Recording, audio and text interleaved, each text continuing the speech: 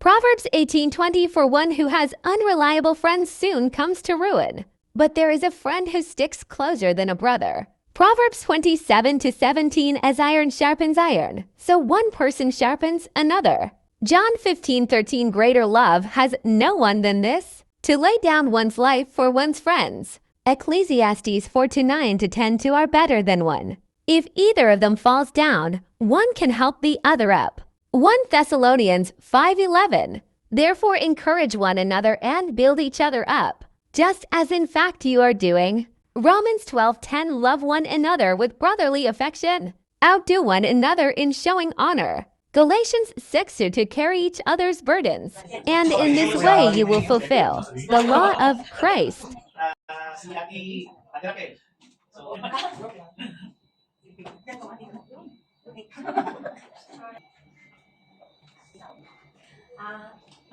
Isip ito, pero yung nga po sabi ko natin kung ano po yung kalooban ng Ate Janet, yun po ang mangyayari, di po ba?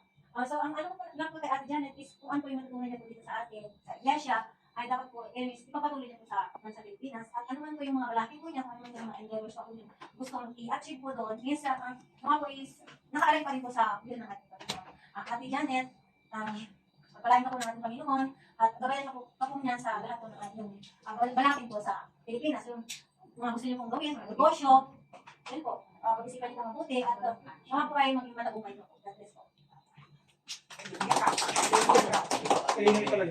po. Alam ko, magtutulungan. Ako tumatawag. Dahil talaga to eh. At pag siya'y masaya kang mukulayan. Sabi ko lang yan dyan, sa tagalan niya, nakasama natin sa Abu Dhabi. Salamat po sa pusigin niya na makupo sa salita. At makapagdalit pa nga siya. So, as full of workers, pagkakas hindi siya talaga qualified, pero hindi qualified. Ako pa rin qualified. Hindi ko lang ako pinag. Baka ko ibalikan. Nandun po yung kanyang makapag-aral. Salamat dahil isang may mga anin tayo. Bago tayo Kristiyano, isa may sumusunod sa atin kanina. Isa nakikita ko, may alin na sumusunod sa atin. Pero sa biyaya ng Panginoon, nagkaroon ko at kawagin tuloy yung kanyang likod habang nasa likod siya. Bakit mo makabalik ko eh? Kaya siya kami babalik dito eh. Kaya dito anak mo dalawa. So, hindi ka talaga may posibilidad. Habang nasa Pilipinas ka naman, ikulit mo lang yung kasi lahat ng palagi yung sinasabi namin, especially yung Alan, mga salita ng Diyos na nagawin sa atin ng anan. Mga ito mo yan, nagawin mo siya. Ikaw lang sa dating pa, gamitin ka. So, dapat ko, makaya na kami. Salamat, kuya ulit. Next one, sige. Tawag na eh. Ating sa... Pasok ko sa Janet sa pagkakataon. So, Ate Janet, so, naalala mo ba? Hindi naalala mo yung ano. Yung nagtabi kasi siya sa first employer niya. So, sinamahan ko sa Janet para, yun, kasama sa kanyang interview. So, ano yung mga pinagsasabi ng interview yung amo niya, ay, tinetro ko din ng Janet. Pero yun na, hindi siya nagtagal doon. At talaga din yung waiting niya sa pagkakatrabaho. So, naging sa amin kung mayroon kasi kami yung group natin. So, sinama natin siya sa namin na nawa po ay nakaka-start na siya ng trabaho. Kasi 1 year po yun ng so, more than 1 year. So, nakikita ko namin yung struggle at yung gusto na niya magtrabaho dahil na may pamilya na umaasa din sa Pilipinas. So, para sa akin kasi yan magsusumikap sa tayo. Alam ko po na yung mga bagay-bagay na bilang isang magulang din para sa ating anak. Pero yun nga po, sa iyo, malaki na yung mga anak mo at yung aalagaan mo is yung mga anak na lang. Pero ito lang po yung iiwan ko sa iyo na kahit na minsan ay mayroong mga bagay na napag-usapan natin ng mga taon last year. So, sinabi ko sa iyo na bilang isang kapatiran dito at bilang isang liin na dahil sina ko talaga is nanay na po namin dito sa Abu Dhabi na yung pagmamahal niya nakikita rin parang isang nanay. So yun, salamat din po na nakasama po namin in how many years. Hindi man yung very close to each other pero dahil nga po is sa pamagitan nila ay nakakasama po namin. So, Ate Janet, magkaya po kayo. Minsan kasi pag napakain siya, nakakalimutan na niya ang mayroon palang maintenance at mayroon palang dapat sundin na yung health natin. Diba? So, yun po Ate Janet, at saka po mag-iingat ako palagi sa ano mo yung mo. At ako po ay yung mga natutunan at yung mga nagtulog po namin sa naririnig po sa pamilihan po ng tulong ng bawat isa, hindi lang po sa mga leader, hindi lang po sa service po, sa bawat isa. Nag-host kaya pwede alam mo po na yung mga nararamdaman natin, lahat tayo nakakaranas ng pagigitan, pero hindi po yung naging rason para tayo ay lulugmok. Hindi mo tama dito. Lulugmok po tayo. But instead is, magsumikap tayo, then we have to open up. Hindi naman po sina. Right? Yes, po. So, okay na rin po sila. Kapag yung ngipin doon sa Pinas, lecture na. So, ano yun po ate dyan? No. Okay. Okay na, okay na tayo. Yan na. Sige, ingat po kayo ate dyan. Nakikita mo tayo, doon na tayo mga kinaina eh. May masalamat din sa iyo. Sige, yun lamang po ate dyan. God bless po sa iyong pag-uwi.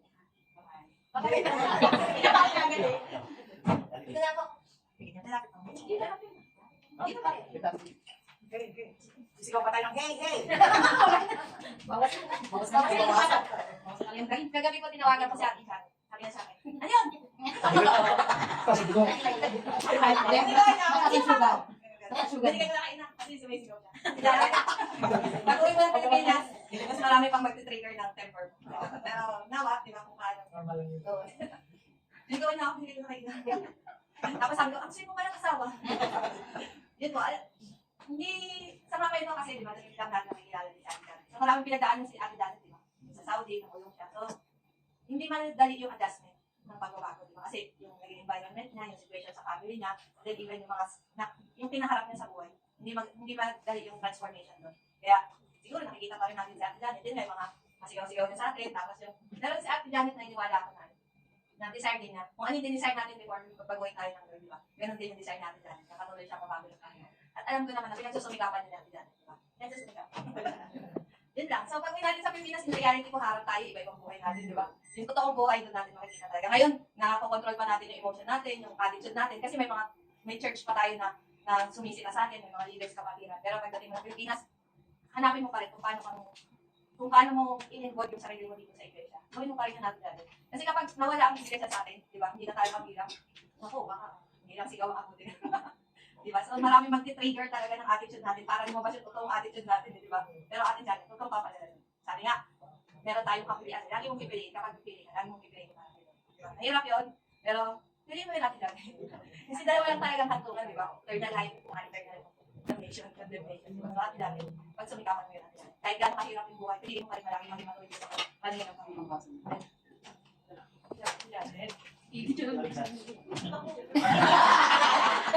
Bakit daw siya?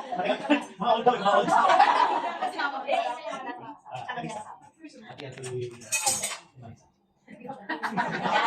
hindi mo natin sa take-over. Mag-enjoy ka naman. Kasi tapos ka na nag-work eh. It's time for you to enjoy your life naman. Ayun nga yung gaya ng sa akin. Ang unang gagawin mo is yun. Hanapin mo yung JFCM. Kung wala naman talaga is, na Christian Church. Kasi sa akin talaga, hinanap ko talaga. Kahit pa-fade na siya, talagang tingala ko yan para lang madala ko rin yung pamilya ko. Kasi yung church namin dati is nagkahiwa-hiwalay na. So wala nang church. Ayoko naman na pupunta kami magpapanibago naman. So sabi mga naman, hinihintay nila kung saan talaga kami. So hinanap ko talaga namin yung JFCM sa Antipolo. So thank God na nahanap namin yun. Patuloy na magpagamit tayo sa Lord, dahil mga advice sa atin, pag uwi na tayo ng Pinas. Kasi grabe, ang mga bilihin, magastos, 3 times a day, 4 times a day ka pang kakain. So, hindi ka magugutom. Ano ba, diskarte? Mindset ba? So, ayun lang, Ate Janet, manginis ka rin namin siyempre.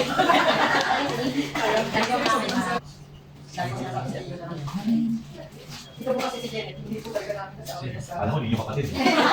Saudi. Hindi po talaga siya wala malayo siya sa Panginoon talaga. Yun talaga malayo sa Panginoon. Kapatid ko kasi, wala mo siyang problema sa mga anak, sa asawa, hindi yung kanyang pamilya. Yun ang aking alam kaya alam ko kaya ako siya kinuha punta dito. Kasi ako bilis naman ang ko. Ay, na ako sa kahit kaya ko sinasabi sa inyo kasi gusto ko matulungan siya. Kasi kung naman po kasi siya nasa Pilipinas, ayaw po niya umuwi sa kapatid ko, sa Nueva Ecija. Sabi niya, doon na lang po siya sa amin. Sa kapwa ko naman po siya, hindi naman po siya nakakaroon ng work ng Manila. Eh di, ako din po na-support sa kanya, kaya wala naman po kwento mo. Kasi, mahirap yung wala. Hindi malayo sa kanya. Ano po, meron kaming church doon, pero ang layo talaga. Pero meron din naman po doon for na church. Dahil yung aking kong kapatid, doon lang. Dito sa Panginoon, malayo po kasi sa Nueva Ecija. Pero sabi nga, kung gugustuhin mo, may paraan. Magagawa mo yun. Kasi nga, yung lagi ang akin na tungkol dito sa aking kapatid. Ito kami talaga, lahat kami nasibang sa ito lang talaga, hindi. Pati pamilya niya, hindi talaga nasimba, pero sa Catholic kasi sila. Ay ngayon, sabi ko sa kanya nga, maghanap ka na talaga. Kasi yun ang pag-asa natin. Sabi ko nga sa kanya, hindi ko naman minamanihan, hindi ko naman kinukuha siya na, yung part kasi ang gabay natin eh, pagsisikap ka talaga, pero kung ano naman hindi kasama natin sa buhay natin. Minsan, marami ka na rin na experience na business, pero bumabasa siya. Marami kang experience na mga gusto mong gawin sa pamilya mo, pero bumabagsak ka, pero kasi nga, hindi kita dinadat kasi nga, hindi ka, parang malayo ka sa Panginoon. Kaya ang lang sa iyo na nawa ay, makatuloy ka ng sikapin mo nga kasi baka, at ano kasi baka, ikaw ang way para yung mga pamilya mo madala mo. Nawa, sa sinasabi mo yan, magkatotoo at tulungan mo na, basta malali ka doon, huwag kang mag-uudyo doon sa mga kasamahan mo doon, alam mo malayo ka, kapatid kami doon na nasimba sa born again. Yung pumunta dito, yung si Lacey, yung kapatid namin kasama niya. But yun ay born again. Pero sabi nga niya, ayaw niya doon. Pero mag-try that Janet, talagang iba yung may kasamang Diyos, iba yung may gagawin. Alam ko, hindi ko naman sinasabi na may ginagawa ng Panginoon. Pero iba talaga yung nakakapit ka sa kanya. Kasi yun lang pag-asa natin. Pero makikita naman tayo sa Pilipinas kasi uuwi na rin naman ako. after uwi na naman, uuwi na rin naman ako, makikita tayo sa Pilipinas. Kaya magkalayo din tayo. Ano mo, sabi ko nga, pagka may nagkaroon ng pera kahit pa paano, bibigyan pa kita na natulong, Janet. Huwag ka mag-alala kahit anong pagsubok yung nangyari sa atin. Sana ma-realize mo rin na nagkakamali ka.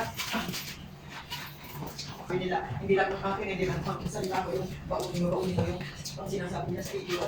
At kung hindi pabayaan sa sarili mo kasi sabi nga niya, Mas kami nakikuyala, so ako na lang, konti lang. Salamat sa pag-stay mo dito sa 30 years. Nasama ka namin. So nakita namin naman yung improvement mo pagdating naman sa pananampalataya mo. Hanggang sa dumating na naging nag-aaral ka, nag-enroll ka sa system at Janet mo. So yun, sabi nga nila, unahin mo bago ka lumag na Pilipinas, hindi ganun ba? Dahil ang buhay na marami kang pera, di ba, nag-uwi doon. So isipin mo na yung spiritual life mo. Maghanap ka ng church, yan ang pinaka-importante doon. And sunod na lang yung business na gusto mong mangyari sa buhay mo. Without the guidance of the Lord, so hindi mo magiging maayos. Hindi mo magiging successful maybe yung business mo kung wala kang kasama Panginoon. Okay, so iwanan ko lang first time yung Romans 8:28. So all things work together for good to those for God's purpose, diba? So alam ko may purpose yung Panginoon, may plan pa rin Diyos sa inyo. Maybe ikaw yung gamitin nga Panginoon para sa family mo na madala mo sila sa Panginoon sa pamilya ko. So, nakasama lang yung pananampalataya mo, maraming temptation sa Pilipinas. At higit sa lahat, tawag dito, huwag kang makalimot, tumawag sa kanya. At darating yung time talaga marami tayong challenges sa buhay, pero magiging matatag tayo. Kung ano yung mga narinig dito sa amin, sa mga nagtuturo, lalo na sa mga paalala ni Kuya Alan lagi sa atin, sa ating lahat. So, ipasa natin sa ating mga puso at isipan. At patuloy ka na. Salamat, Ate Janet, at God bless you. So, picture taking muna tayo. Palagi kami mga nakapagpapalagi. Yung panalangin ng pagtayo kahit kaya layo, tinuruan tayo ng Diyos kung ano yung natin bilang isang sumusunod sa kanya. So, sa iyo, para galing sa BS ng sa kanya. Okay, take na tayo. Upo mo na kayo.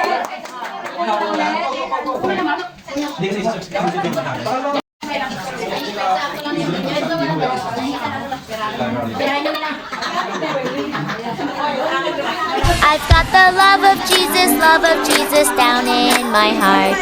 Down in my heart. Down in my heart. I've got the love of Jesus down in my heart. Down in my heart to stay. And I'm so happy.